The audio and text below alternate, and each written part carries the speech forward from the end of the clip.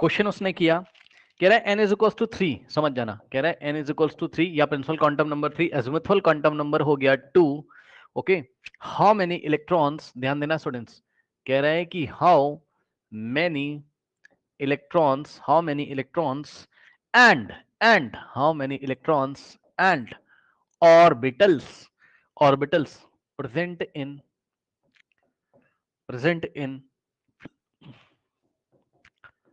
above quantum numbers, NOS का मतलब numbers, ठीक। ऊपर दो क्वांटम नंबर आपको दिए हैं, n बराबर 3 दिया है, l बराबर 2, कह रहा है ये बताओ कितने इलेक्ट्रॉन्स और कितने ऑर्बिटल प्रेजेंट होंगे। ऑप्शंस देखिए, दो आंसर देने 10,5 और सही ऑर्डर में लगाना है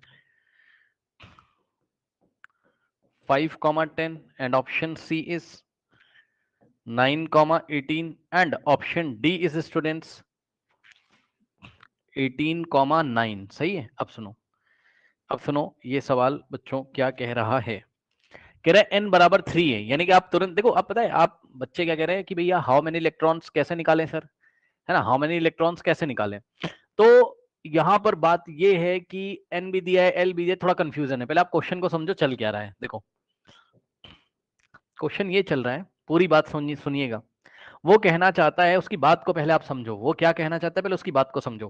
वो कह रहा है कि देखो n इज इक्वल टू 3, यानी कि वो कह रहा है एटम के अंदर जाओ और n बराबर 3 वाली शेल के पास जाओ एटम के अंदर n इज इक्वल टू 3 यानी कि थर्ड नंबर की शेल में जाओ। चले गए, जो कह रहा है करते जाओ। तो n बराबर 3 वाली शेल में चले गए हम। फिर कह रहा है वहां पे l बराबर 2 चूज करो। शेल के अंदर कौन होते हैं, सब शेल। तो सबशेल चूज करिए। अब n बराबर 3 के लिए कितने सबशेल होंगे, 3। कौन कौन से, ये फर्स्ट सबशेल होगा, l बराबर 0 वाला, ठीक। ये सेकंड सबशेल होगा बच्चों, l इज इक्वल्स टू 1 वाला, ठीक। यानी कि ये s सबशेल है, लिख भी देता हूं, ये s सबशेल है, ठीक। और ये क्या है, p सबशेल है l बराबर 1 के लिए। और l इज इक्वल्स टू 2, ठीक है। ये आपकी क्या है,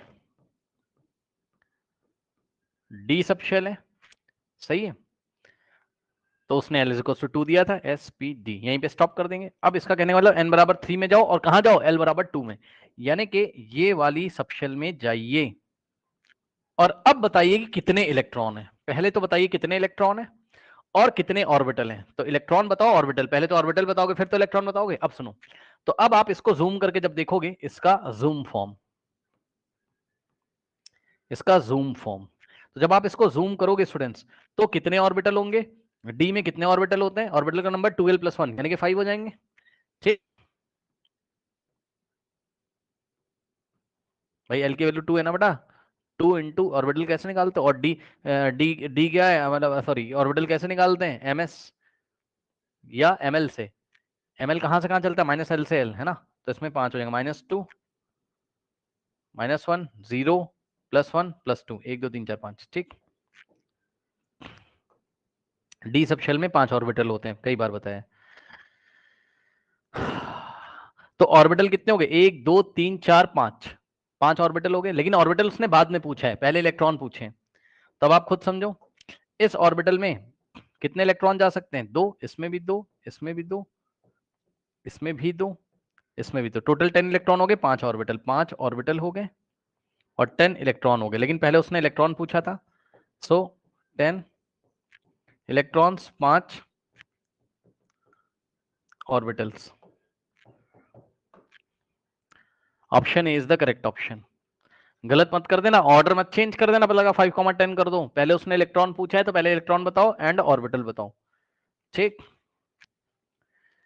ये हो गया, देख लीजिए इसको अच्छी तरीके से, इस तरीके से इमेजिनेशन करके आप आंसर दे सकते हैं, ठीक है।